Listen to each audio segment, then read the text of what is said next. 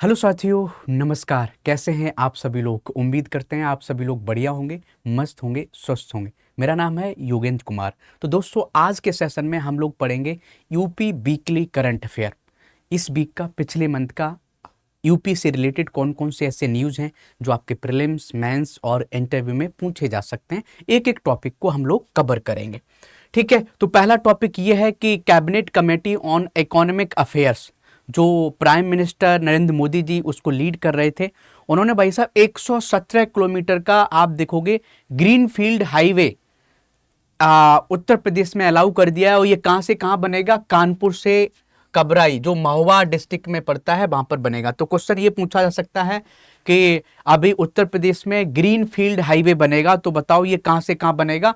तो कानपुर से कबराई, महोबा जिले में। अब आपके दिमाग में ये आ रहा होगा कि सर ये ग्रीन फील्ड प्रोजेक्ट क्या होते हैं?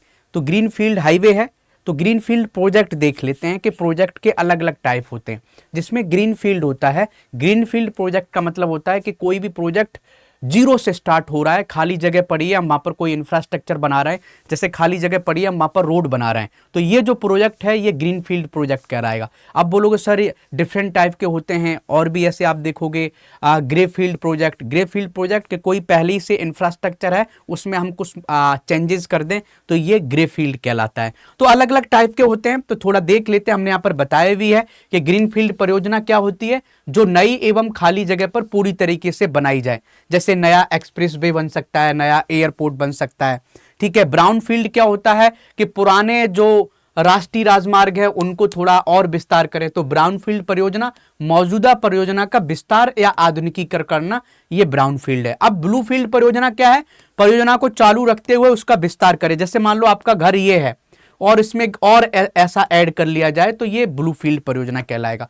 अब हम देखते हैं कि ग्रे फील्ड परियोजना क्या है? पुराने या अनुपयोगी शहरी क्षेत्र का पुनर्विकास किया जाए, तो उसको ग्रे फील्ड बोलते हैं। तो ये जो हमारे कीवर्ड हैं यहाँ पर लिखे हुए हैं कि डिफरेंट टाइप के जो प्रोजेक्ट होते हैं उनको हम क्या बोलते हैं, इनको आप देख लीजिएगा। अब आगे चलते हैं कि first made in India EXIM shipping container. तो आपने देखा होगा कि जब देश का एक्सपोर्ट बढ़ता है तो हमको इंफ्रास्ट्रक्चर चाहिए होता है, जिसमें सामान ले जाने के लिए कंटेनर चाहिए होते हैं। और पूरे विश्व के सबसे ज़्यादा कंटेनर जो बनते हैं वो चाइना में बनते हैं। समझ गए? 80 से 90% जो कंटेनर हैं वो चाइना में बनते हैं। लेकिन भारत सरकार ने बोला है कि हम जो कंटेनर मंगाते हैं एक्सपोर्ट करने के लिए, वो अब भारत में खुद बनेंगे। अब भारत में कौन सी एक कंपनी, एक है मैर्स्क कॉनकोर इनलैंड कंटेनर कंपनी है। तो ये जो कंपनी है, बताए कहाँ पर बनाएगी? भारत में खुद कंटेनर निर्माण करेगी। और इनको कहाँ किया जाएगा, ये आपको पता होना चाहिए। दादरी उत्तर प्रदेश में करेगी। तो ये पॉइंट आपको याद होना चाहिए। और सरकार ने एक स्कीम भी भाई साहब बनाई है, कि सरकार ने एक स्कीम लॉन्च की है। वो क्या है? Container manufacturing promotion scheme. और इस स्कीम के लिए सरकार ने 2026 में 10,000 करोड़ रुपए दिए हैं कि हम कंटेनर बनाएंगे। हमारा जो भी एक्सपोर्ट होगा हमारे खुद के कंटेनर में होगा। जो हमारे समुद्री जहाज होते हैं, जिसमें बड़े बड़े कंटेनर होते हैं, जिनमें सामान रखा जाता है, वो कंटेनर भाई साहब दादरी उत्तर प्रदेश में बनेंगे। अब बात करते हैं कि गवर्नमेंट इनिशिएटिव क्या है जो मैरीटाइम सेक्टर को बढ़ावा देना चाहते हैं। तो आपने देखा होगा मर्चेंट शिपिंग एक्ट 2025 लेके आए हैं, कोस्टल शिपिंग एक्ट लेके आए हैं, इंडियन पोर्ट एक्ट लेके आए हैं, one nation one port process लेके आए, मैरीटाइम सिंगल विंडो, ई समुद्र डिजिटल प्लेटफॉर्म। तो आप देखोगे समुद्र के थ्रू व्यापार बढ़ाने के लिए भारत सरकार ने बहुत से इनिशिएटिव लिए हैं। इसका सिंपल उद्देश्य यह है कि हम अपने मैरीटाइम सिक्योरिटी को बढ़ाएं, मैरीटाइम एक्सपोर्ट को बढ़ाएं, समुद्री और लॉजिस्टिक सेक्टर में और भी हम अपने आप को मजबूत करें, इसलिए इनको किया गया है। ठीक है, आगे चलते हैं। नेक्स्ट पॉइंट की हम बात करते हैं कि उत्तर प्रदेश की जो प्रोग्रेस है मनु स्क्रिप्ट्स अंडर ज्ञान भारतम मिशन। तो ज्ञान भारतम मिशन आप जानते हैं कि हमारी जितनी भी जो मनु स्क्रिप्ट्स हैं उनको हम क्या करेंगे? डिजिटल फॉर्मेट में कन्वर्ट करेंगे। तो ये केंद्र सरकार का इनिशिएटिव था कि हमारी जितनी भी पांडुलिपियां हैं उनको हमको डिजिटल फॉर्मेट में क्रिएट करना है, जिससे उनको बचाया जा सके, आने वाली पीढ़ी भी उनको पढ़ सके। लेकिन सबसे बड़ी बात यह है, इंटरेस्टिंग बात यह है कि पूरे भारत में ऐसा राज्य है भारत जो पहला नंबर अचीव किया है ज्ञान भारतम मिशन में, कि सबसे ज्यादा हमने पांडुलिपियों को क्या किया है? हमने डिजिटलाइज किया है। तो अभी आप देखोगे भारत उत्तर प्रदेश ने कितना किया है? लगभग 17 लाख नई मनु स्क्रिप्ट्स को ऐड किया है अभी, समझ गए, जून 2026 में। अब देखोगे कि सर ये भारत मिशन क्या है, ज्ञान भारतम मिशन क्या है? तो केंद्र सरकार की एक पहल है और इस मिशन का मकसद क्या है कि मौजूदा जो प्राचीन पांडुलिपियां हैं उनका सर्वे करना है और उनको डिजिटल वे में संरक्षित करना है। यह भारत का उद्देश्य है।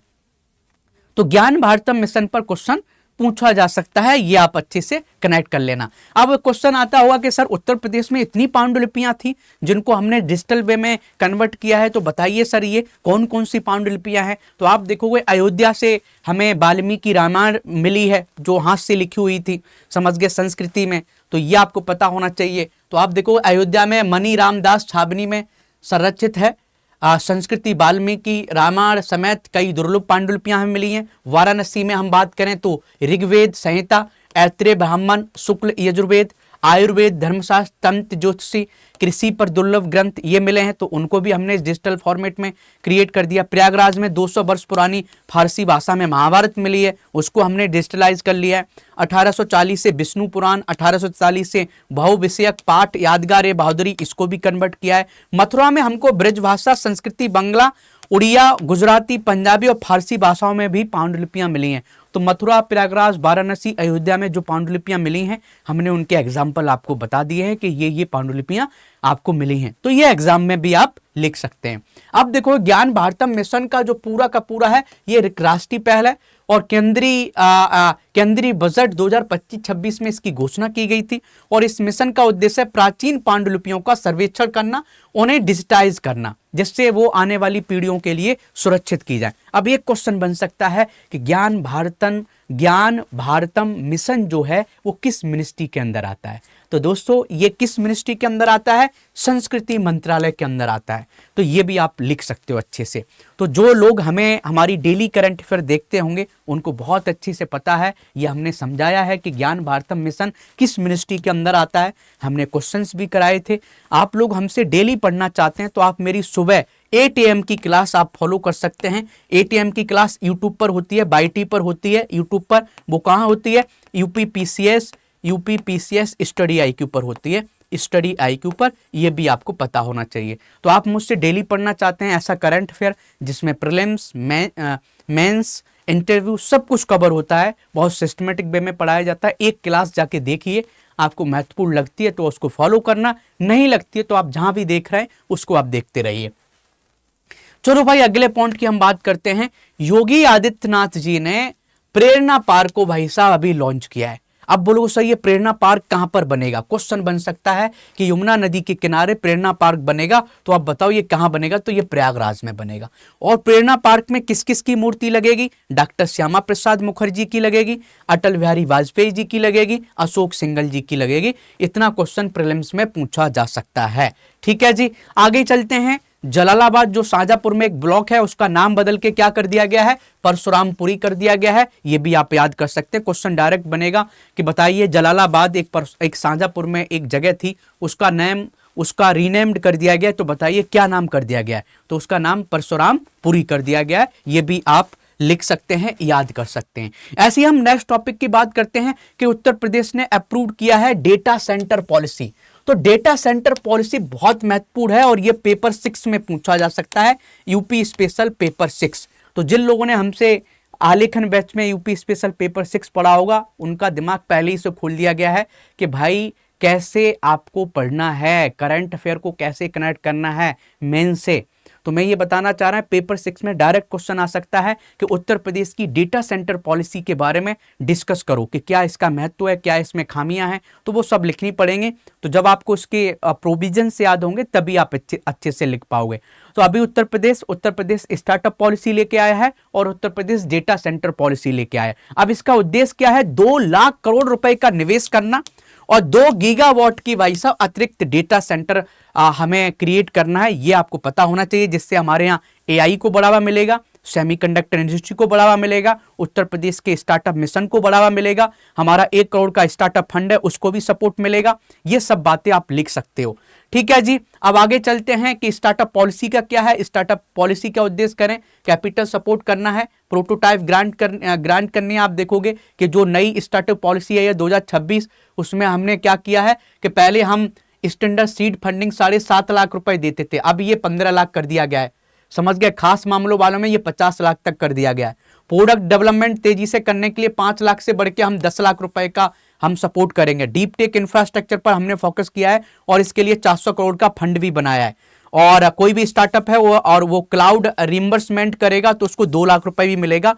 तो ये स्टार्टअप पॉलिसी 2026 के लिए प्रोविजन से लिख सकते हो, इसको कनेक्ट कर सकते हो।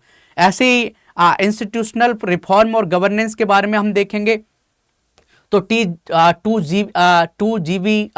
गीगावाट की अतिरिक्त क्षमता बनाना है, 2 लाख रुपए करोड़ का इन्वेस्टमेंट करना है। ये हम किसके तहत बात कर रहे हैं? हम भाई साहब डेटा सेंटर पॉलिसी के तहत बात कर रहे हैं। और डेटा सेंटर पॉलिसी में जो इन्वेस्टमेंट होगा 2 लाख करोड़ का इन्वेस्टमेंट होगा। तो उत्तर प्रदेश की जो जीडीपी का टारगेट है, $1 ट्रिलियन की इकोनॉमी का टारगेट है, उसमें भी सपोर्ट मिलेगा। तो कहने का मतलब यह है कि उत्तर प्रदेश को $1 ट्रिलियन की इकोनॉमी बनानी है 2030 तक, उसमें ये सब बातें हमें सपोर्ट करेंगी। ये भी आप कनेक्ट कर सकते हैं। अब हम बात करते हैं अगले टॉपिक की कि उत्तर प्रदेश ने एक स्कीम लॉन्च की है, गुरु दक्षिणा कैशलेस मेडिकल स्कीम। अब बोलोगे सर ये किसके लिए है? तो जो भी हमारे टीचर्स हैं सरकारी कॉलेज में, समझ गए, या उसमें जो रसोइया है, या उसमें जो शिक्षा मित्र है, समझ गए, या और भी कोई उसमें अधिकारी है जो काम कर रहा है, उसको भाई साहब 5 लाख का इंश्योरेंस मिलेगा और वो अपना 5 लाख का अपनी फैमिली का इलाज करा सकता है। तो ये पूछा जा सकता है कि बताओ कि गुरु दक्षिणा कैशलेस मेडिकल जो योजना है उसमें उत्तर प्रदेश के जो टीचर्स हैं उनको कितने रुपए का इंश्योरेंस मिल रहा है? तो आपको पता होना चाहिए कितने का मिल रहा है भाई, तो 5 लाख का इंश्योरेंस मिल रहा है। और उत्तर प्रदेश इसके लिए कितना खर्चा उठाएगी? प्रीमियम के लिए 447 करोड़ रुपए का खर्चा उठाएगी। और इस स्कीम को इंप्लीमेंट करेगा state agency for comprehensive health and integrated services को करेगा, ये भी लिख सकते हैं। अब इस योजना में कौन कौन होगा? एक तो सरकारी और सहायता प्राप्त स्कूलों के शिक्षक, गैर शिक्षक कार्यक्रम कर्मचारी, शिक्षा मित्र, अनुदेशक, रसोइये, कस्तूरबा गांधी बालिका विद्यालय के पात्र कर्मचारी, इन लोगों को ये 5 लाख का इंश्योरेंस मिलेगा। ये आप भी अच्छे से कनेक्ट कर सकते हैं। एसबीआई के साथ एक और सोशल सिक्योरिटी को बढ़ाया गया है। क्या बढ़ाया गया है कि कोई स्थायी शिक्षक है उसको 10 लाख का ग्रुप टर्म इंश्योरेंस मिलेगा, 1 करोड़ तक का व्यक्तिगत दुर्घटना कवर मिलेगा और 1.6 करोड़ का हवाई दुर्घटना बीमा भी मिलेगा। तो कहने का मतलब यह है कि उत्तर प्रदेश में कोई शिक्षक है उसको बहुत ज्यादा सपोर्ट मिल रहा है। संविदा पर कोई कर्मचारी है उसको 10,000 से अधिक वेतन पाने वाले कर्मचारियों को 30 लाख से 80 लाख तक का दुर्घटना बीमा कवर भी दिया गया है। यह उत्तर प्रदेश सरकार ने एसबीआई से एक सोशल सिक्योरिटी एग्रीमेंट किया है, यह आप लिख लेना। आगे चलते हैं यूपी किसान कर्ज माफी योजना 2026। तो उत्तर प्रदेश कि जो हमारे किसान हैं उनकी हालत कभी कभी बहुत खराब होती है, ज़्यादा कर्ज हो जाता है, सुसाइड ज़्यादा करने लगते हैं। तो उत्तर प्रदेश के किसानों को भाई साहब कैसे हम सपोर्ट करें? और जो हमारे किसान होते हैं वो भाई साहब बहुत मेहनत करते हैं, अन्नदाता जिनको बोला जाता है। और मुझे लगता है कि इस योजना का सच में जो डिजर्व करता है किसान, उनको सपोर्ट मिलना चाहिए। तो यूपी किसान कर्ज माफी योजना के जरिए उत्तर प्रदेश सरकार जो पात्र छोटे और सीमांत किसान है, आप देखोगे उत्तर प्रदेश में लगभग 90% जो किसान है वो छोटे और सीमांत हैं। और इससे क्या होगा? इससे भाई साहब जिन किसानों पर 1 लाख तक का जो ऋण है वो माफ किया जाएगा। अब बोलोगे सर ये योजना कब चलाई गई थी? उत्तर प्रदेश सरकार के द्वारा 2017 में चलाई गई थी। इसका सिंपल उद्देश्य है कि फाइनेंशियल कंडीशन किसानों की सही की जाए। जो स्मॉल किसान है उनकी कितनी ऋण को माफ करना है? 1 लाख रुपए के जो कर्ज है उसको माफ किया जाएगा। पात्र किसानों के 1 लाख तक के फसल ऋण माफ किए जाते हैं। यह नियम शेड्यूल कमर्शियल बैंकों, सहकारी बैंकों, क्षेत्रीय ग्रामीण बैंकों से लिए गए ऋणों पर लागू होता है। इस योजना के तहत ऋण राशि का 75% राज्य सरकार वहन करती है, जबकि 25% संबंधित बैंक वहन करते हैं। तो ये भी आपको पता होना चाहिए कि कैसे कैसे हम इसको माफ करते हैं। तो 75% सरकार पैसा देती है। अब आगे चलते हैं कि आवेदक का उत्तर प्रदेश का स्थायी निवासी होना चाहिए। आवेदक एक छोटा या सीमांत किसान होना चाहिए जिसके पास 2 हेक्टेयर से ज्यादा कृषि नहीं होनी चाहिए। 31 मार्च 2016 तक लोन बकाया होना चाहिए। आवेदक ने आधार आधारित केवाईसी प्रक्रिया पूरी कर ली हो और आधिकारिक पोर्टल पर रजिस्टर हो। आवेदक किसी अन्य सरकारी योजना के तहत डिफॉल्टर नहीं होना चाहिए। तो इस तरीके से उसकी जो लोन है उसको माफ किया जा सकता है। अब हम आगे बात करते हैं, नेक्स्ट टॉपिक की बात करते हैं, चौधरी चरण सिंह इंटरनेशनल एयरपोर्ट।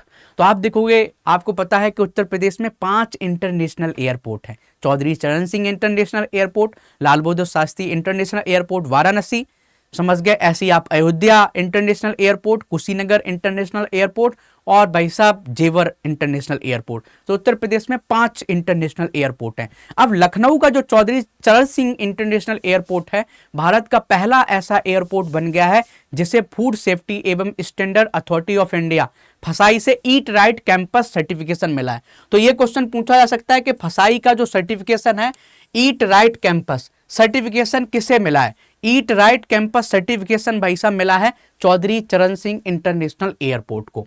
तो ये डायरेक्ट क्वेश्चन बन सकता है, तो ये देख लीजिएगा। तो ये चौधरी चरण सिंह जो एयरपोर्ट है उसको मिला है। और जो सर्टिफिकेशन जिसको मिलता है, कहने का मतलब वहां पर फूड का स्टैंडर्ड अच्छा है, सेहतमंद भोजन है, सुरक्षित भोजन है, टिकाऊ फूड सिस्टम है, जन जागरूकता अच्छी है। इससे क्या होगा? साफ और अच्छी क्वालिटी का खाना उपलब्ध होगा। सर्टिफिकेशन देश के दूसरे एयरपोर्ट के लिए फूड सेफ्टी, साफ सफाई को आदर्श मॉडल पेश करेगा। इससे ईट राइट इंडिया जो कैंपेन है वो और अच्छा सक्सेसफुल होगा और भाई साहब फूड सेफ्टी स्टैंडर्ड्स को बढ़ावा देगा। तो ये जो फसाई का जो एक इनिशिएटिव था कि भाई साहब ईट राइट इंडिया मूवमेंट, तो इसके तहत हमारा इंटरनेशनल एयरपोर्ट है लखनऊ का, उसको ये सर्टिफिकेशन मिला है। तो इस तरीके से मैंने आज का जो भी वीकली करंट अफेयर था उसको कवर कर लिया है। इस क्लास की पीडीएफ आपको यहाँ मिलेगी, तो पीडीएफ आपको यहाँ मिलेगी, आप इसको देख लेना। और आप मुझसे कनेक्टेड होना चाहते हैं, आपको कोई भी जानकारी चाहिए, तो आप मुझे यहाँ मैसेज कर सकते हैं @IIT BHU 13065078 पर। और आपको पता भी है हमने फर्स्ट अटेम्प्ट में UPPCS में सिलेक्शन लिया था 2021 में। आप लोग भी ले सकते हैं, आज सही डायरेक्शन में पढ़ाई करते हैं। आप मेरे साथ पढ़ना चाहते हैं तो आप हमारे पेड बैचेस को ज्वाइन कर सकते हैं। जैसे हम बात करें, आरंभ बैच को ज्वाइन कर सकते हो, अभ्युदय बैच को ज्वाइन कर सकते हैं, आलेखन बैच को ज्वाइन कर सकते हो। और आपको इसमें डिस्काउंट चाहिए तो आप एक कोड लगा सकते हैं। कोड क्या है? उस कोड को लगा के बैच ज्वाइन कर सकते हैं। कोड है हमारा योगी लाइव कोड लगा के आप कोई भी बैच ज्वाइन कर सकते हैं, आपको डिस्काउंट मिल जाएगा। ठीक है जी, इस तरीके से हमारी आज की क्लास कंप्लीट होती है। तो आज के लिए इतना काफ़ी है। और जैसे हम बोलते हैं कि जिंदगी का सत्य है मृत्यु, और आपके सिलेक्शन का सत्य है भाई साहब किताबें और पढ़ाई, और तो भ्रम है। तो जब भी भ्रम होता है भाई साहब किताबें उठा लिया करो। Thank you. जय हिंद, जय भारत।